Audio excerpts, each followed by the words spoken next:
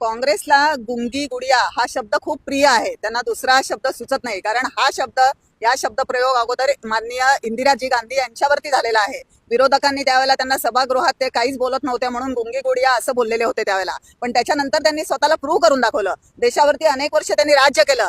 तसेच सन्माननीय सुनेत्राताई पवार या महाराष्ट्राच्या पहिल्या महिला उपमुख्यमंत्री आहेत. त्याबद्दल आम्हाला त्यांचा अभिमान आहे.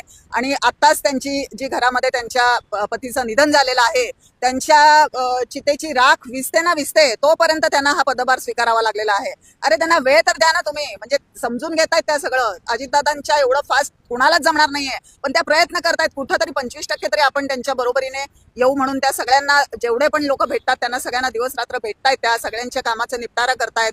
गावोगावी आता त्या फिरायला लागलेल्या आहेत. थोडा वेळ द्या ना. एवढी काय गडबड आहे तुम्हाला असं बोलायचं? आणि एखाद्या महिलेचा जग जेव्हा 21व्या शतकाकडे चाललेलं आहे, आपण महिलेसाठी नारी शक्तीसाठी आता वंदन विधेयक आणतायत. सरकार एवढं महिलांसाठी करतायत. आरक्षणाच्या गोष्टी आपण करतोय 50%. काँग्रेसने स्वतः परवा मुद्दा लावून घेतलेला आहे की 33% आरक्षण नको, 50% द्या. आणि मग तुम्हीच तुमच्याच पक्षातर्फे महिलांना असं तुम्ही मागे खेचताय असा शब्द वापरून हा फार चुकीचा शब्द वापरलेला आहे आणि ह्याचा आम्ही तीव्र शब्दात निषेध करत आहोत. पृथ्वीराज चव्हाण यांनी हा शब्द वापरलेला आहे. तर त्यांच्या काळात देखील ते मुख्यमंत्री होते, तर त्यांचा कार्यकाळ कसा होता? पृथ्वीराज बाबा चव्हाणांनी तर हा शब्द वापरू पण नाही, कारण त्यांनी स्वतःमध्ये थोडंसं झाकून बघायला पाहिजे की आपण जेव्हा मुख्यमंत्री होतो तेव्हा आपण किती कर्तबगार मुख्यमंत्री म्हणून त्यांनी ती खुर्चीच्या शोभा वाढवलेली आहे. कारण अनेक फाईल त्यांच्या काळामध्ये रिटर्न गेलेल्या आहेत. अनेक कोट्यावधीचा निधी हा लॅप झालेला आहे. अनेक फाईलींचा ढिगारा होता, पण ते सहीच करत नव्हते.